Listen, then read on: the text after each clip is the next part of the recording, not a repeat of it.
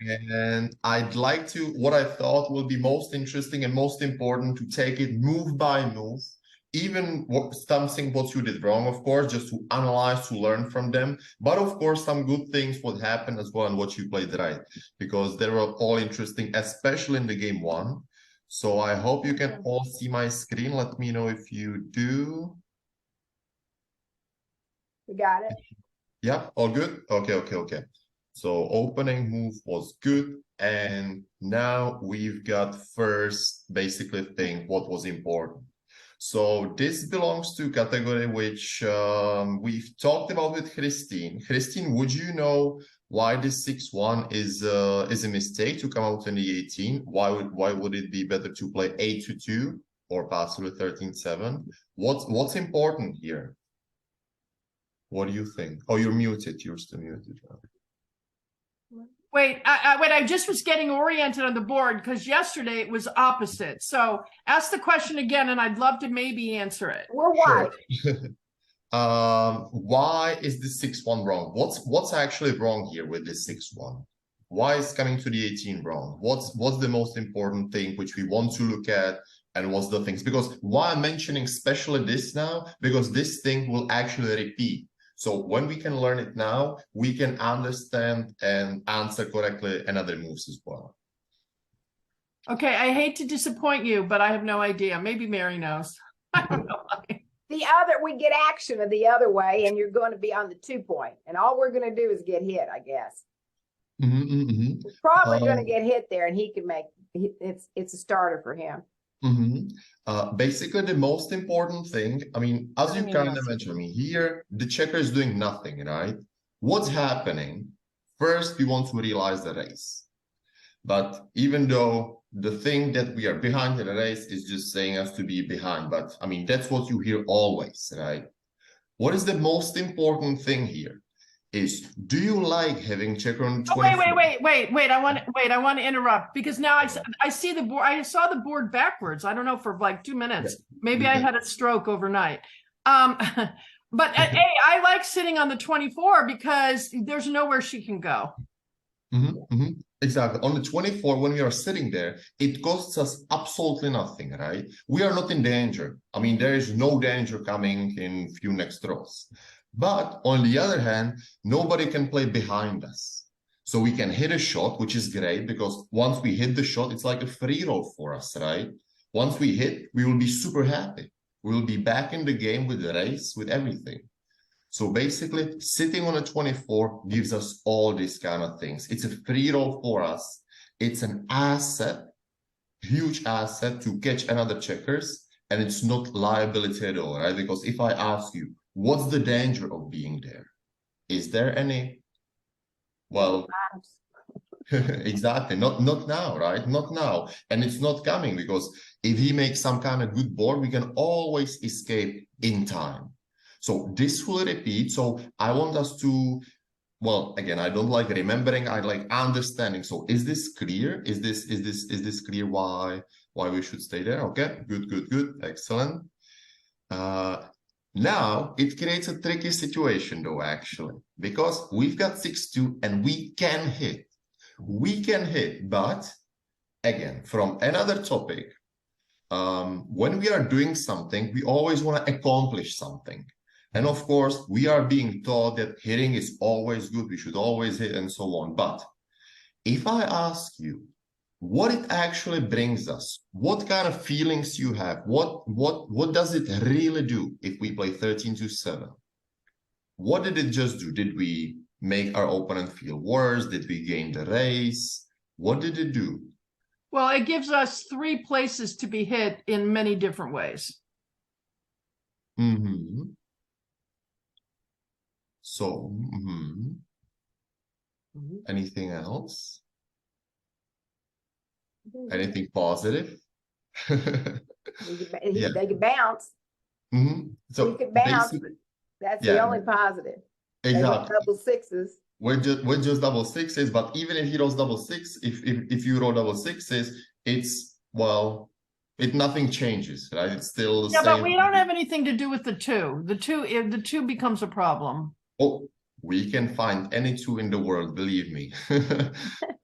So as you mentioned, I mean, if we hit, it just gives you like 3-4 options to hit us back, which we definitely hate, right? We can realize that we hate that. So once we hate hitting with the 6, we are getting hit back with the 2, which is terrible for us because we just lose all the tempo and all the race which we've been building. And what do we gain? Well, we don't gain anything because even if we somehow manage to make the point, it's not an improvement, right? It's still the same position. So what's good? Well, we're ahead in the race, so let's not hit. I mean, the hit is not bringing us anything good, like nothing at all. It just gives us threats. Well, we've got a bunch of options. We can escape, which is correct.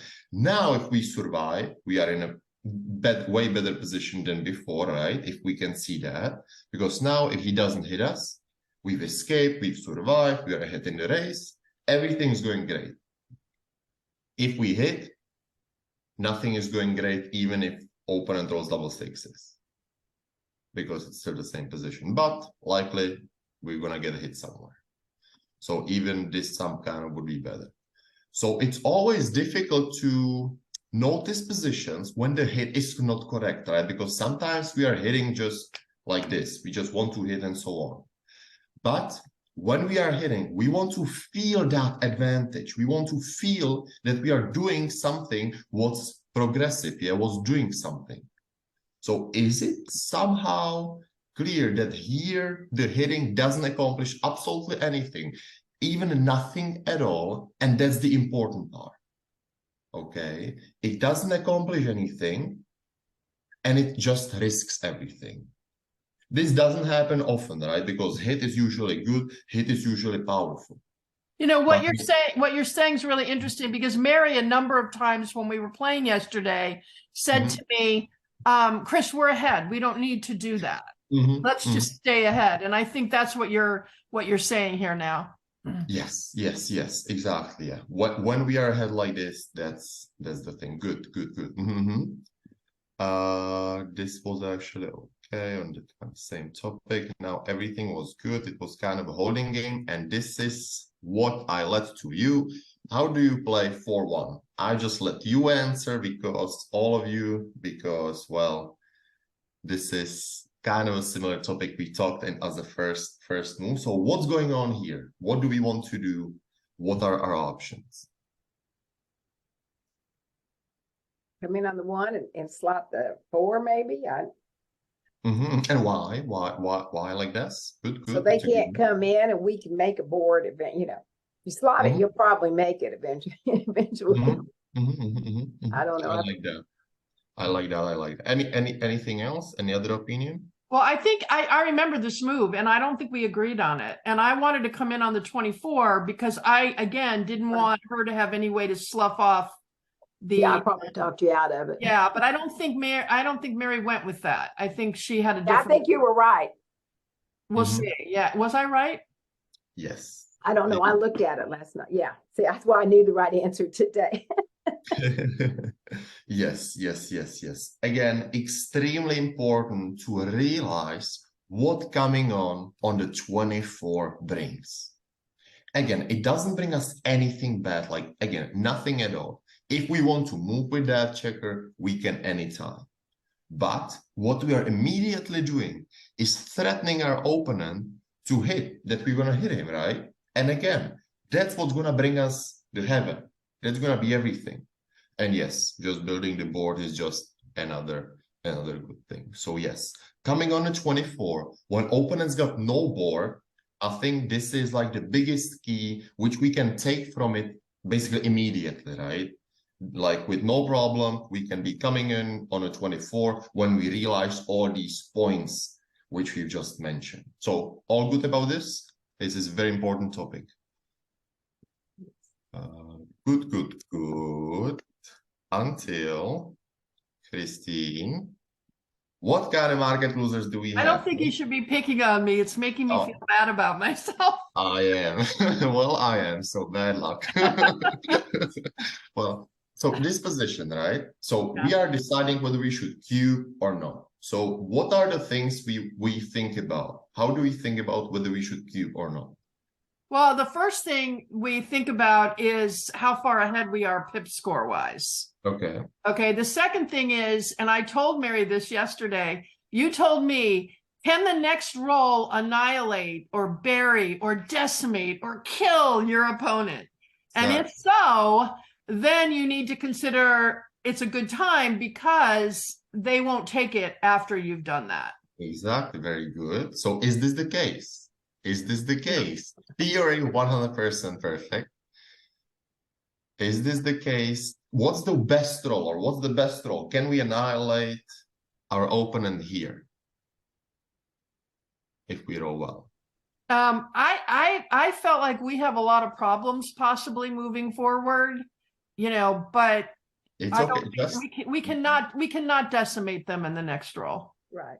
By far, right? Like by really far. Even if you roll double sixes, double fives, it's very far from the past, right? So that's the first thing why we should not even consider doubling. And then, of course, I mean, this is just like 2 or 3 steps before the cube. So yeah, so once we answer no to this question that we cannot annihilate our opponent, we just don't want to cube. Yeah, we are not threatening anybody. All right. Funny as in this game, actually, so many positions occurred, which is not likely, right? To the hitting or not hitting, and they're always very much fun. So let's analyze this one. The white should play 6-2. So what would you say? Because this now I can understand that the hit can be tempting, but what's going on here? What would you say? Well, this is a mistake I make all the time, and my rating at Backgammon Galaxy has plummeted since you and I haven't met for a couple of weeks, ZZ. But if I don't hit you coming back in, or you hit me, if you hit me when you come in, then, I mean, she should not hit, in my opinion, because if I can hit her back, her odds of coming in are so much less that by then I've moved my men out and she's decimated, annihilated, brutally slain. Yes, well, so here we always want to compare just specifically, again, our feelings of what we gain, like, right, what we are hoping for. And basically, if we hit, first, what occurs to us is not what we are gaining, right? First, what occurs to us is what we are risking, because we feel so much pressure, right? We feel do 2 will just destroy us. Any 3, any 5 will also kind of destroy us unless we come back. So this is extremely dangerous. And what do we gain? Well, to be honest, this is extremely difficult position because this will definitely win you more games. The bad thing is that it's just extremely dangerous. So while here you almost never lose a gammon, here you lose a bunch of gammons, even though you've got better chances to win the game. So these positions are always tricky, basically. So I would just leave it up to this. That in the future, how we want to discuss these positions is our feeling of what we are risking. If we feel really, really bad that something is super dangerous, we always want to feel the same way if it goes well. So now, do we feel the same good way if it goes well? So let's say we don't hit, we hit, and our opponent will roll whatever, 6-4. Are we really that much happy as we would be on the negative side? Because if it goes wrong, we will be super, super down, right? If opponent rolls 4-6, we should assume that it went right? I mean, we didn't get hit. Are we happy after 4-6, after the miss? And that's the thing. Still a long way to go, right? So we are not getting the right price for the negative side, what we are getting, because we just get small positive side on the other hand. So again, that's why we should not hit, but this is a tough position, actually. right, this was all good. What I didn't like just was this one. How do you play 5-4 here? Mary, do you remember our conversation about this? No, I think what we decide to leave the back. Well, I believe I wanted to do 11 and 10 in. Okay. I wanted to take the risk, but I also am aware that I take risks way earlier than I need to. And I love that you said, let's just play it safe.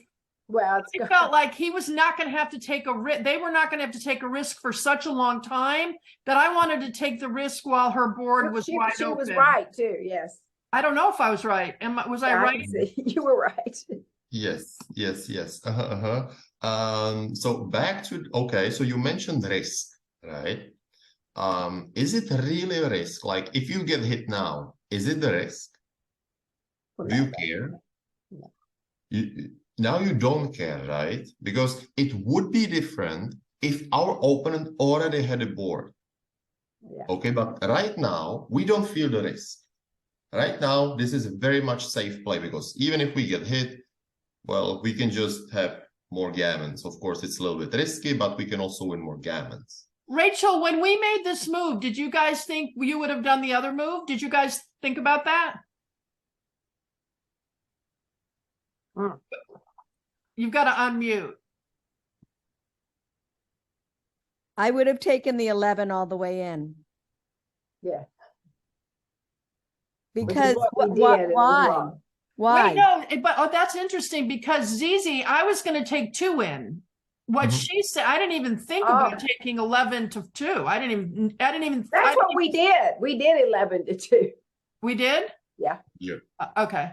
Well, I didn't see what the point of leaving one open was. But maybe what you're going to say is the fact that you didn't want to leave something on the 7, 8, or 9, so it gave you that option. But we should have because you don't have a board. Not much. Yeah, I see. Yeah. So no worries about 9-8-7 because actually, even if we play 11 to 2, we will not put the checker on 9-8-7. Right. So what will be Wouldn't have done happening? that.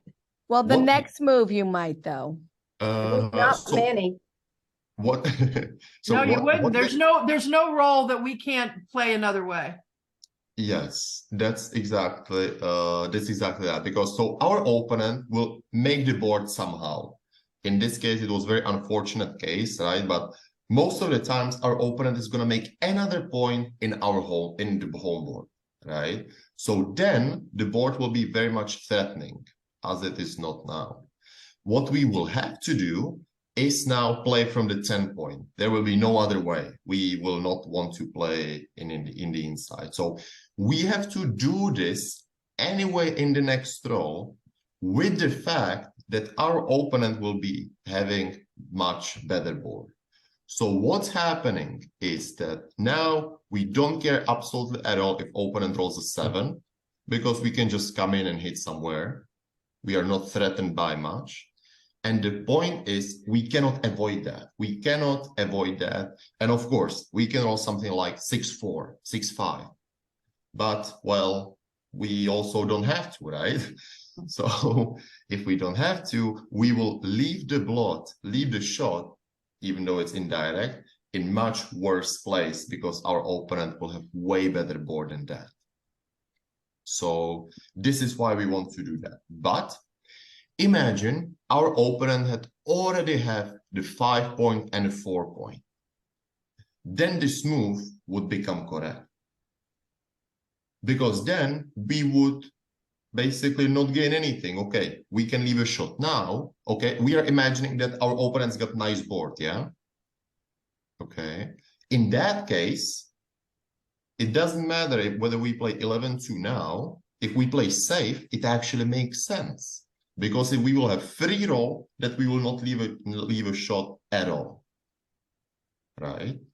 So that's what we would like to take. Now we are basically making this move. We are leaving the shot now. We are paying now because, well, we don't want our opponent to get better when we leave a shot. So this is important. It worked out well.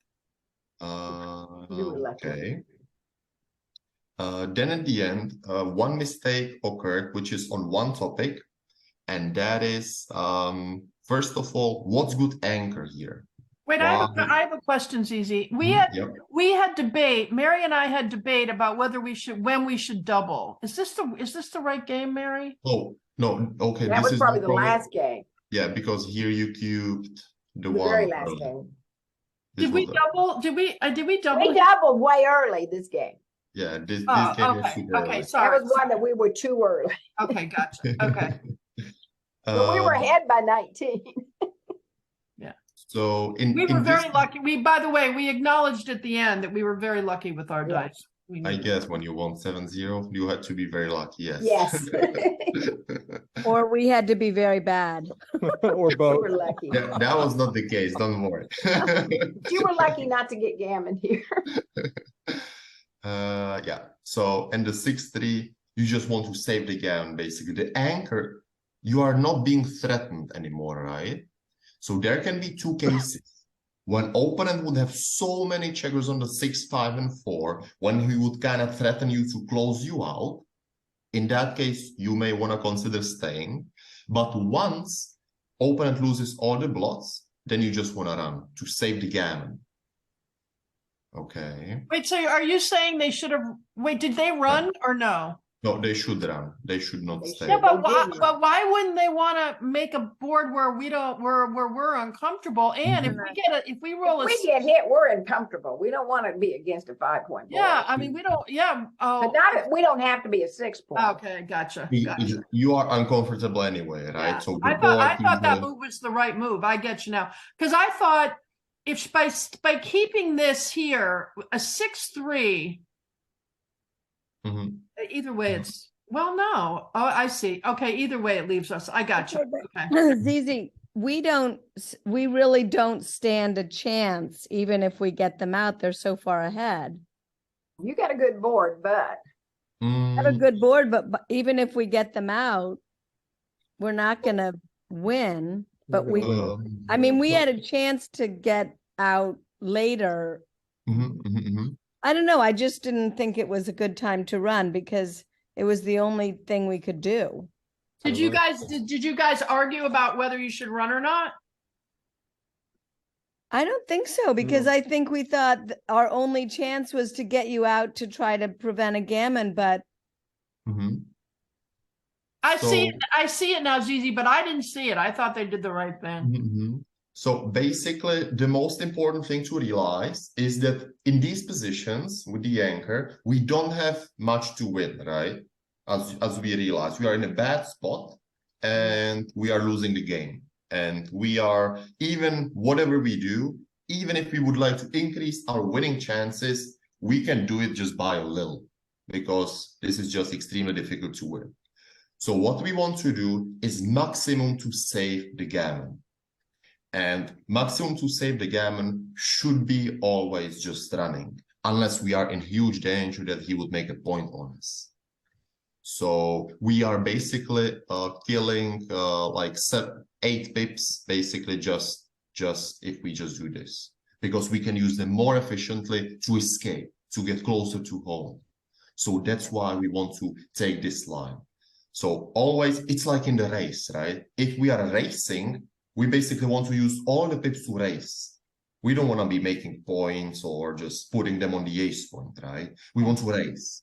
So this is basically the same thing. We are racing to save the gammon.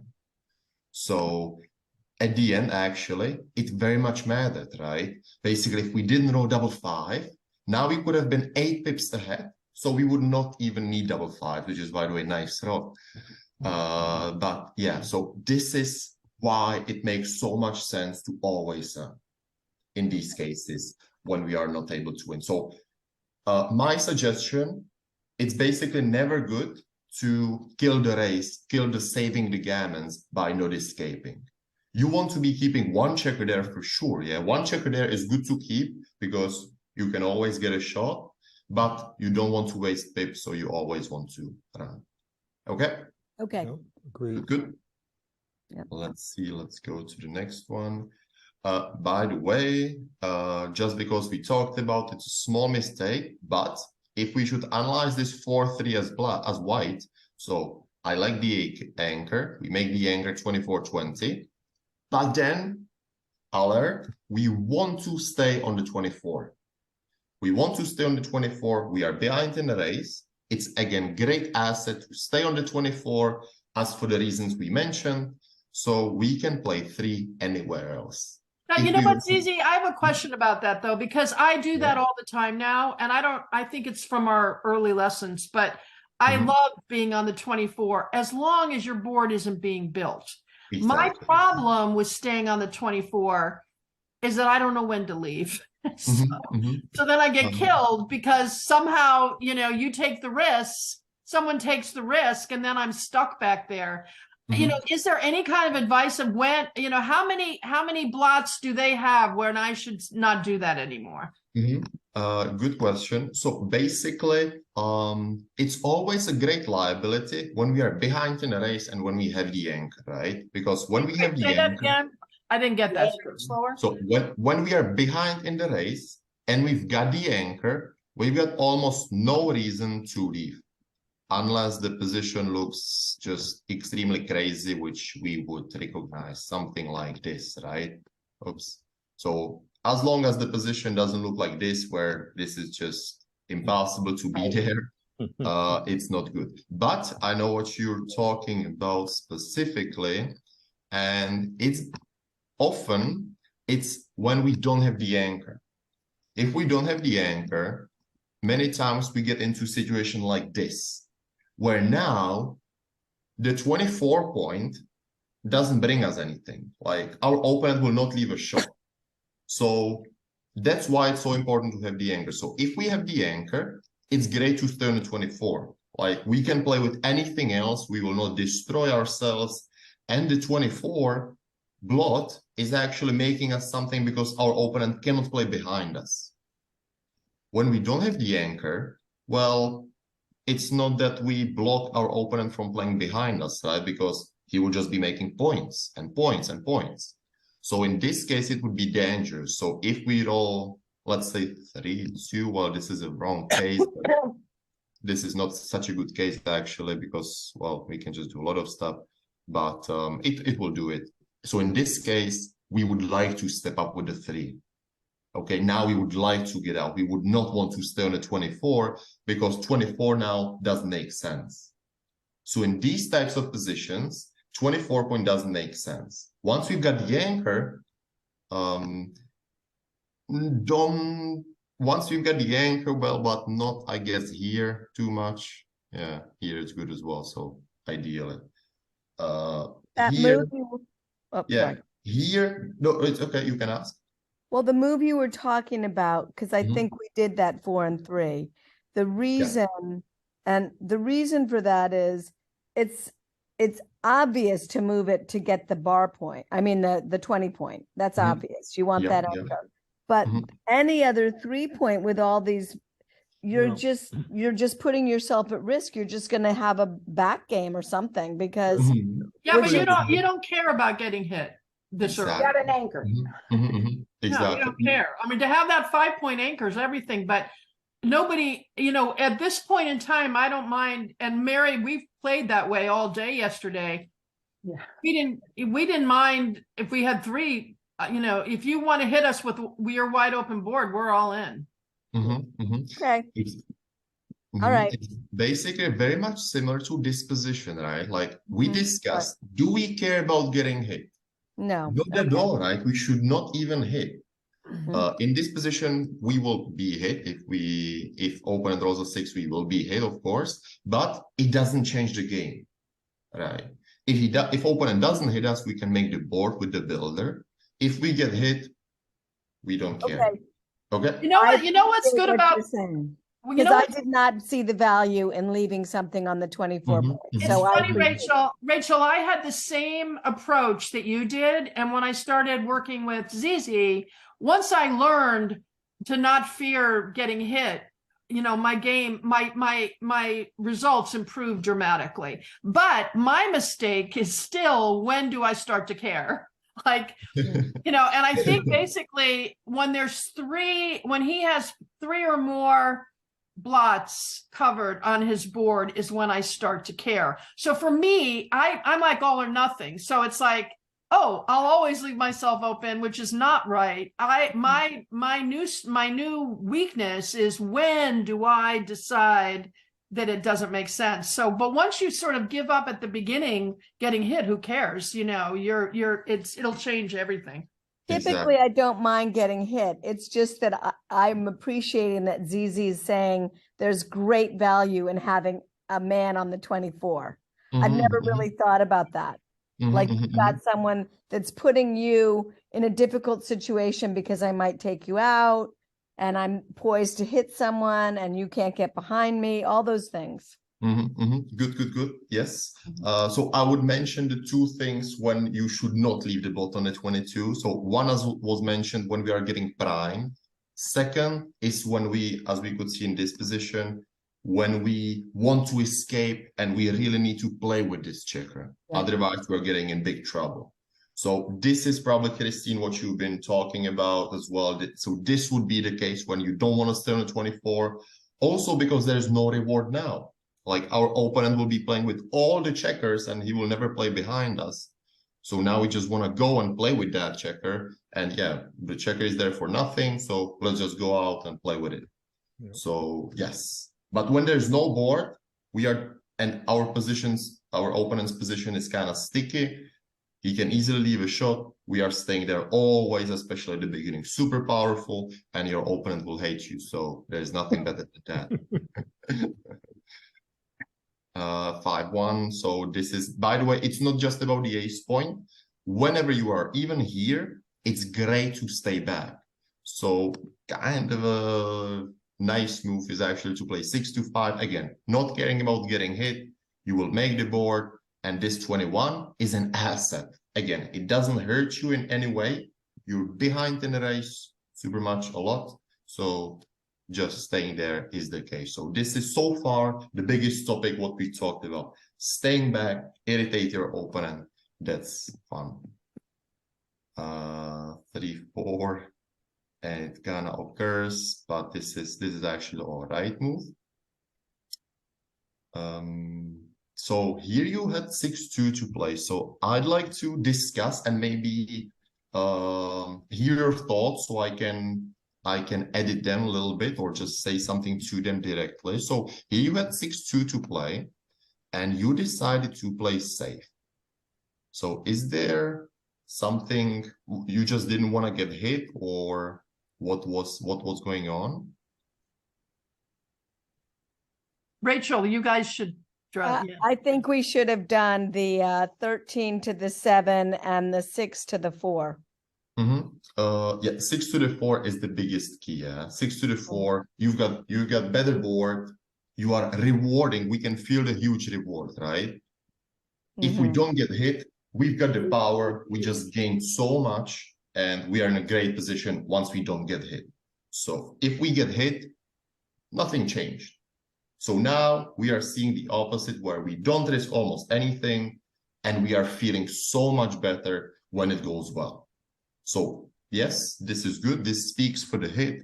The only thing to discuss afterwards would be a 6, where 13 to 7 now doesn't help us too much because we've already got everything we need. So it's better way to play 20-14 to somehow create a 5 prime and just make these points actually, because we've got all the points, all the checkers we need to make inside points, but we've got nothing to make these outside points. But that's okay. Important part here will be to hit 6 to 4, and we always want to fight for the good points because of this reason. When you can say that you don't care when we get hit and you gain so much when you don't, that's the line you always want to take. Okay, does it make sense? It's all good? Yep. Good. This was all right. All right. Christine, what happened? So about the cube Mary again, made me do it. Whatever went wrong, Mary made me. So okay, here I can understand. Maybe this is where you discuss the cube again? Maybe. So we discussed it a lot. I don't know where we are. I always went too early. You know me, Zuzi. I I'll doubled. probably go too late. So No, I don't know. Well, it worked out for us, but all right, wait, what's your question? Should we, you're saying. How do you annihilate your opponent here first? I don't- what roll? What's the market loser? How do you annihilate your opponent here? Oh, the reason did we double here? Is that what you're asking? You did. Well, you did. because Yeah. we were 30 points Did ahead. we roll double fours next? But what do I always say? First question to answer is how do you annihilate your opponent, right? Well, if can I 40 pips annihilate the ahead- next time? No, I can't. I can't. Yeah. Well, I mean, You roll an eight, you roll double actually, fours. Mary made me do it. I didn't want to.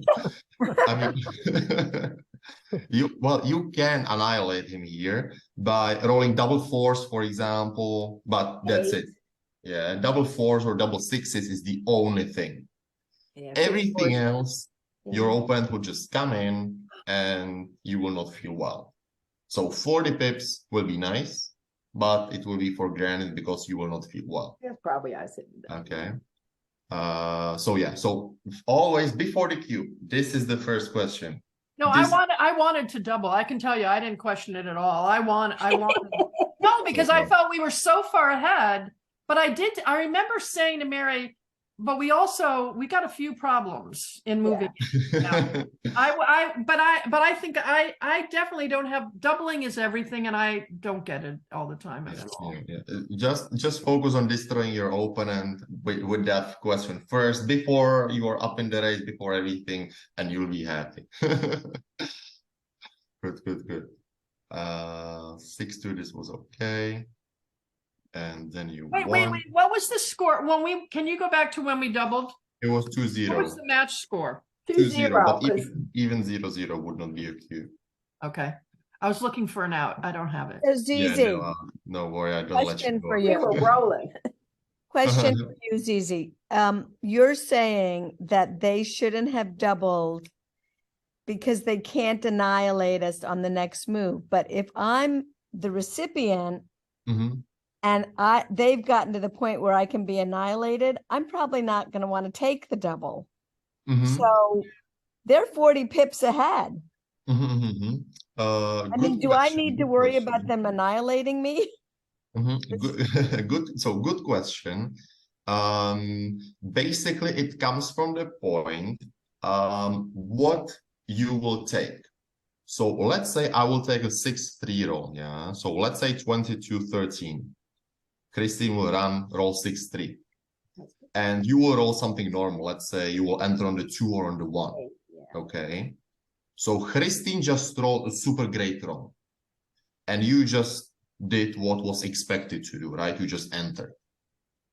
Now, will you take the cube? Yes, you will be 40 pips behind, but in this position, it's not what's going on, right? Because you will not win this game by the race. But you will win this game because you will have so many chances to hit the shot, right? So what I'm trying to say is if Christine rolls a great roll like 6-3 or 6-5, you're just gonna enter, and then you will still take, or at least we should still take. I believe you would take. Would we still double? Then you can double because you just escaped the biggest danger what was there, right? This checker in the back, which was the biggest problem. So the answer to your question is, which I understand, is that right now there is all except double 4 and double 6. There's no possibility where you should not take the cube next row, even though it will be dangerous and you will probably not be happy to take the cube. You should be taking the cube in theory, let's say. Okay, so if Christine rolls 6-3, I know it will be extremely uncomfortable to take the cube afterwards because you will feel like there is no chance, but the correct decision will be a take. And that's what is important. So in other words, Christine wouldn't mind passing, wouldn't mind a pass. She doesn't lose Christine the always opportunity. minds passing. Christine always does, yeah. So Okay, so I know it's probably still not clear. So what would be your next question so I can make it even more clear? Because I don't want you to just say it's clear if it's not. So anything else you would like me to hear about this? When should she? What would the board look like if for her not to take? I mean, did you think she should have taken it? She did. For sure, for We sure. did. Yeah, of course. Sure. But we It's- first rolled double sixes and didn't come in. And then the next turn we rolled double threes and didn't come in. We had We great were lucky. rolls, but I'm sorry you remember that, Rachel. Oh I my don't goodness. remember it. Painful. I hear you. I mean, you know, that was just the way it was, but that's fine. It's backgammon. mhm. I can appreciate the temptation when you're 40 pips ahead to say double.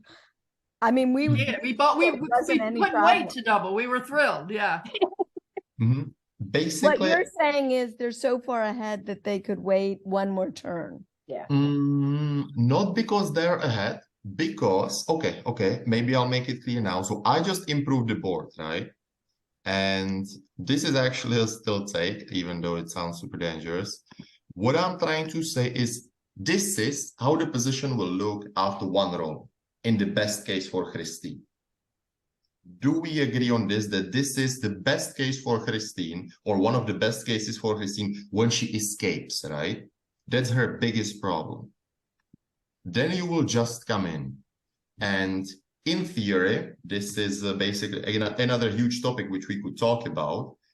This is what is a holding game, right? Yeah. Most of the holding games, not particularly this one, are double takes. It means that we will have so many chances to hit a shot or possibly win the race. Here, this would be an unfortunate position where we are just super stuck. But I will just make it so we can all see it. This is what you will come and see the most, okay? This is the most likely position you will ever see. A holding game where you are behind in a race, 20 pips, 30 pips, doesn't matter. But you have the anchor. Sometimes you have a checker on the 24, sometimes you don't. It doesn't matter too much. It will always be the same answer, double take. So when we know these kinds of positions, just to say it very simply. Wait, I didn't know that, Zizi. So in this position, which I'm in all the time, I'm sure everybody is, it's always we double and they should always take. Well, so it's always a take, let's say 99%, whatever.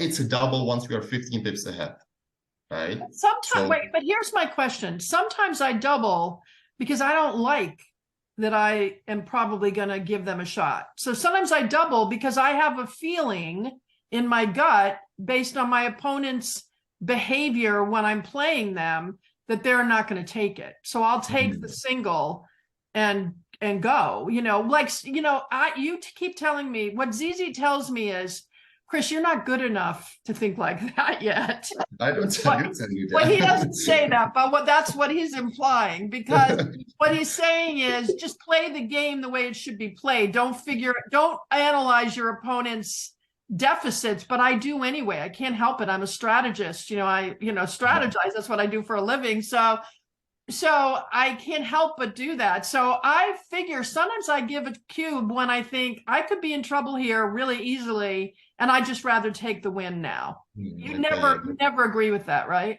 That's what I'm saying. Yeah, okay. Then I don't agree with that. Then these positions are really important because they are key to something bigger, right? So once we understand that we want to double because we can annihilate our opponent by rolling double six, double five, double four, double three, and we will have so many chances, right, to roll this roll. So we definitely want to cube this once you are ahead by a certain amount of pips.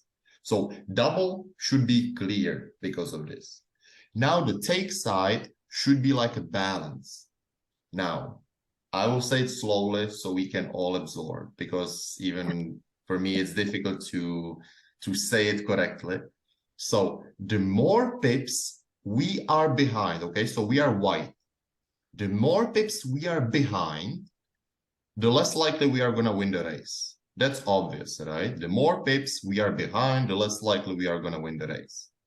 But the more pips we are behind, let's say like this, we are way more pips behind, the sooner and with better chance we are gonna get a shot.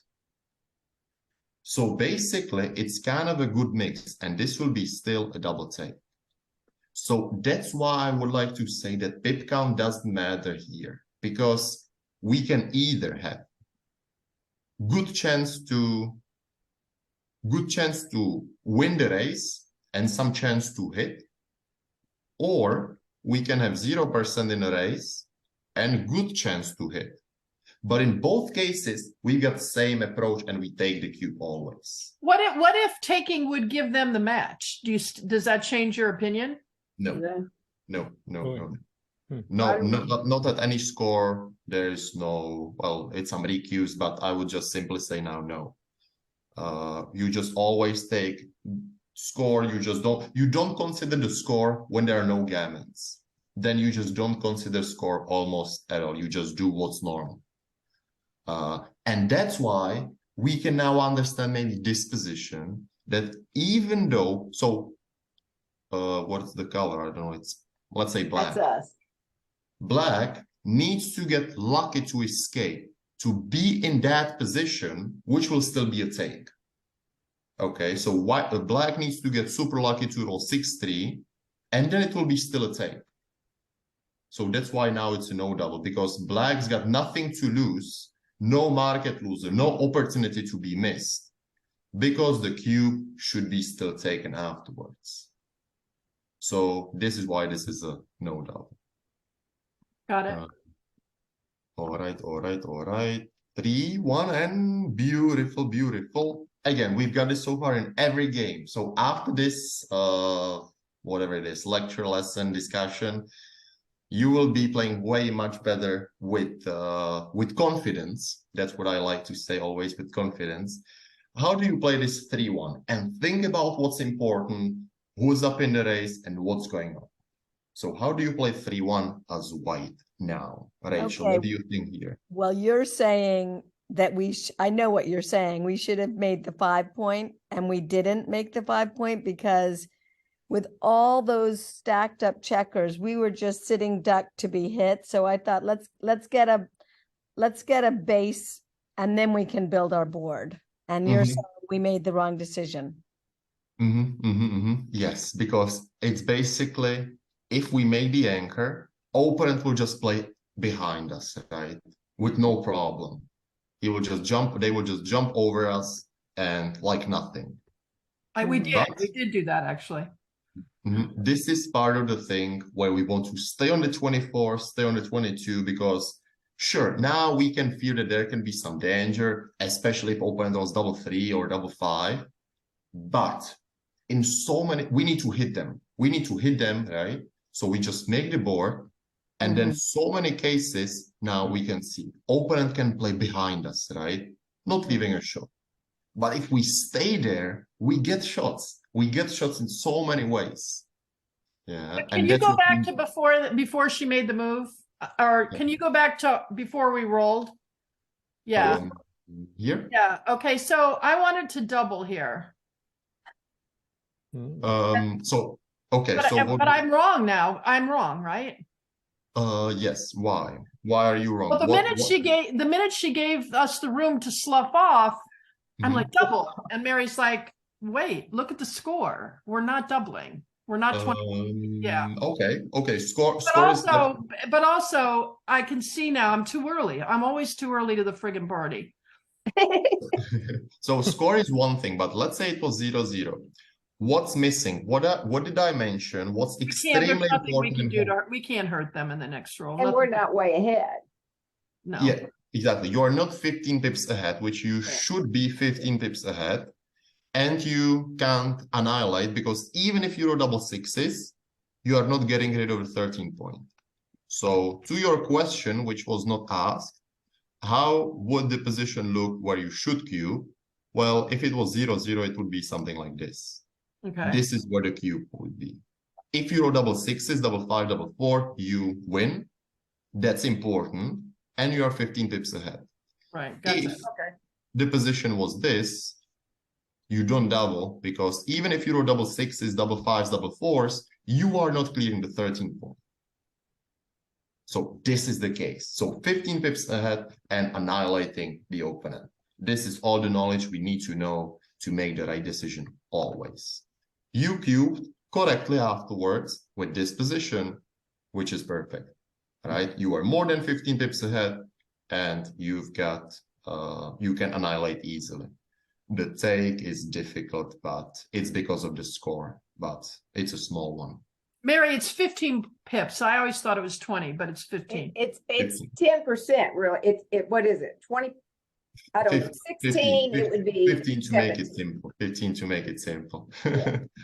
All right. So, Rachel, one more chance. Double two now, almost the same position. How do you play? Okay. 2 to the 4 and 2 to the 11. Great. Yes, yes, yes. Not making the anger against their structure. We want to cause them something. We want to irritate them. So yes, we don't make the anger. And it's weird, right? It's weird. But, oh, by the way, I will mention it just because I know it will come. If the position was this, I believe, now it can be different. They didn't escape yet. There's a huge difference between when they are escaped, when we need to focus. First, they escape and they are up in the race, right? So we need to catch them. Well, oops. Oh, I checked. If they are like this, well, we don't need to catch them. We just need to block them, right? So now we can make the anchor. Yeah, but you're saying not to make the 20 anchor. You're saying to make the 22. Yeah. We don't want to waste our double But I always thought having the 5 point. Okay, never mind. I got it. It's, I mean, the 4 point just brings us so much power, right? I mean, if we've got 22 or 20, of course, we would prefer 20. But we can make this 4 point. We can threaten our opponent again, and it's going to be way more than beautiful. Okay. So we like those things. So that's good. So is this clear as well? Good. Oops, maybe 5-4. This was one thing which I just want to mention is we don't want to break the board when it's not needed. When it's not needed. Doesn't matter anything else, the move, but we just don't want to break the board when we are looking forward to hit. When we want to hit our opponent and we need to win the game, we want to win the game by hitting our opponent. We don't want to break the board if we can't remake it in any way. And I think, Christine, you talked about this. She wanted to double and I wanted to double then. Because I thought they'd take and redouble us. Okay. So wait, should we have doubled? No, right? Yeah, we should have. You should. Wait, if we had doubled, Rachel, were you thinking we were going to double? Well, I would have doubled. Yeah. She wanted to. It was me. Because I've had so many people take it, redouble me to 4. And maybe the whole match, because somehow I get unlucky and they gamble. No, she made a good point, though, because I wanted to double because we could win the match. And I felt like we'd been so lucky that at some point we weren't going to be so lucky anymore. And so I wanted to double I wanted it to be done, and I wanted to go back to working comfortably without anxiety. So I wanted to double, but she said, and I thought it was really smart because it's something I don't consider. She said, look, if we double, they can double back, and that takes us from 5-1 to 5-4. And then it's a whole nother ball game. So she said the risk in doubling is greater than the risk in not doubling. And I thought that was smart, you know? I don't think it's smart. I mean, it wasn't. Well, it sounded smart. It is, but there is one point what's important here, and that this is gammon less position, right? So whenever we have a gammon less position, and even though it's we are 2 away, so yeah, they would redouble automatically. If we are just in a great position, we've got it under control, and if at 0-0 it would be double pass, this would be double pass at 0-0, right? Then we can double even at 5-0. If there are no gammons. If there are no gammons considered, Probably not. if the position is the race or holding game, which is a pass at 0-0 at normal score, even at 5-0 or 5-1, we want to double. Now, So- Rachel, I asked you on our call yesterday, I asked you why you guys, and by the way, I'm only addressing Rachel because he's not speaking, but if you, Hair. yeah, but No, why did you not? realize we should have done it? You were right. Brain cramp. We just were Behind you, so behind, and I wasn't even really thinking about I got you. it. I'm there. I'm there. Yeah. I'm there. I just wondered if there was a strategy because No, it was called stupid. Okay, no, I We hear should you. have I'm there redoubled, every but- day. Every day I'm stupid. I get We it. were just trying to save ourselves, but we Okay. weren't really thinking. Yeah, well, you're So far behind. yeah, exactly. Okay. So yeah, so besides the cube, which was missed, which now we've explained, this is another topic which we can take with ourselves, and that is again, asset or liability, right? I'm talking about it, and we want to talk about it simply as it's just everything, right? I mean, everything today was either asset or liability, risk or reward. That was all about it. So let's make this all about it as well. And well, right now, we can be scared about the race, right? Because the race is basically even, right? So there's always advantage of keeping the prime. We can use the pips efficiently. We can make the board. We can block our opponent more still. Did we not do For- that? No, we didn't. You just That was don't me. think so. You know what? I said, if we do the 8 in, ZZ, then there's no roll we can get next that gets us in trouble. But if we don't, if we get There double, wasn't the other way. Is there any bad number Double- this way? There's double six. There's double double six, sixes, but yeah. it's not the real thing actually here. The real thing here is definitely always not being scared. If the race is equal or you don't have a clear race to win, you always want to keep your opponent like this behind the prime, just using the pips efficiently. Well, what about the points. risk of double sixes when we didn't have any risk otherwise? That doesn't count for anything?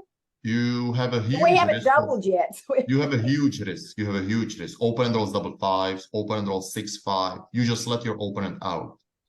Okay. That's a way bigger risk than when you roll double sixes and you get hit. So this is the problem because this is opponent now rolls a five. Double sixes, double She six still comes out, but double fives don't. double fives is fine.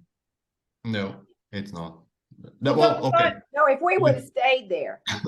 Well, double six for you is fine as well. It's just leaving a Oh, shot. no, but her double fives. Yeah, but Right. if Christine, if you roll double sixes now, it's just leaving a shot. It doesn't lose you a game. Okay, I gotcha. So it's the same thing basically for them. If Okay, they roll yeah. double fives, they're in the game. They didn't Okay. win the game, but they're in the game. I got So this is a good thing to consider. And then yeah, no chance to win. So just pass, yeah. But otherwise it was fun, exciting match with a lot of topics to discuss. And I hope you you tell me, I don't know now. What if you have any Wonderful. questions? Yeah, does anybody have any questions for ZZ? I mean, I talk to him all the time, but does anybody have any? No, it was wonderful though. Thank you. Yeah, it was really helpful for me. It's very, very, very helpful. So thank you, ZZ, as Thank you. always. Yeah. Thank you. Thank you, Zizi. Thank you. Thank you Very very interesting. much. much. Very interesting. Thank you. Right, and you guys, good luck, and good luck moving forward. Yeah, I think we need it. we need No, I think we all played. I mean, we're intermediates. We're not masters. Like we did our best, right? That's Yeah. all we can do. our Did best. our best. Well, we tried to do our best. Yeah. Anyway, thank Yeah. you very much. Thank Thank you. you for Thank letting you. me Thank you. in. That was really Oh, good. happy to have Great. you.